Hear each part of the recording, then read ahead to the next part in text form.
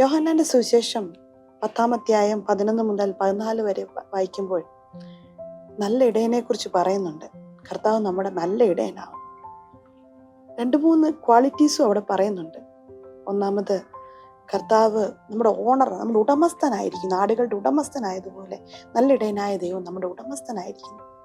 രണ്ടാമത്, ചെന്നായ്ക്കളൊക്കെ വരുന്നത് കാണുമ്പോൾ ഓടിച്ചു കളയാൻ തക്കവണ്ണം നമ്മളെ സംരക്ഷിക്കുന്ന ഒരു നല്ല ഇടയനാണ് നമ്മുടെ കർത്താവ്.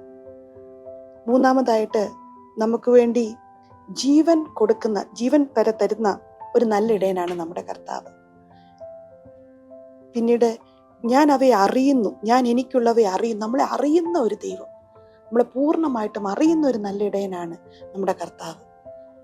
ഈ ഒരു കർത്താവിൻ്റെ അടുക്കലാണ് നമ്മൾ എത്തിയിരിക്കുന്നത്. അതുകൊണ്ടാണ് സങ്കീർത്തനക്കാരൻ പറഞ്ഞതുപോലെ, കർത്താവ് എൻ്റെ ഇടയനാകുന്നു, എനിക്കൊന്നിനും മുട്ടുണ്ടാവുകയില്ല.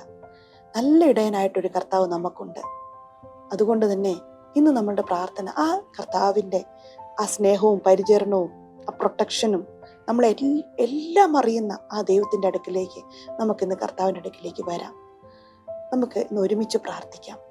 ദൈവമായ കർത്താവേ, നല്ല ഇടയനായിട്ടുള്ള 99 ആടുകളെയും വിട്ട നഷ്ടപ്പെട്ട ഒരാടിനെ തേടി വന്ന നല്ല ഇടയനായ കർത്താവേ, അങ്ങയുടെ സ്നേഹത്തെ ഓർത്ത്, അങ്ങയുടെ സംരക്ഷണത്തെ ഓർത്ത്, അങ്ങയുടെ കരുതലിനെ ഓർത്ത്, ജീവൻ പോലും ഞങ്ങൾക്ക് വിട്ടുകളഞ്ഞ അങ്ങയുടെ സ്നേഹത്തെ ഓർത്ത് ഞങ്ങൾ അങ്ങയെ സ്തുതിക്കുന്നു.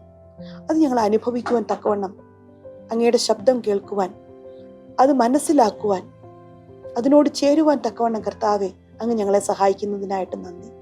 ഞങ്ങൾ അങ്ങയെ സ്നേഹിക്കുന്നപ്പ, ഞങ്ങൾ അങ്ങയെ ആരാധിക്കുന്നു.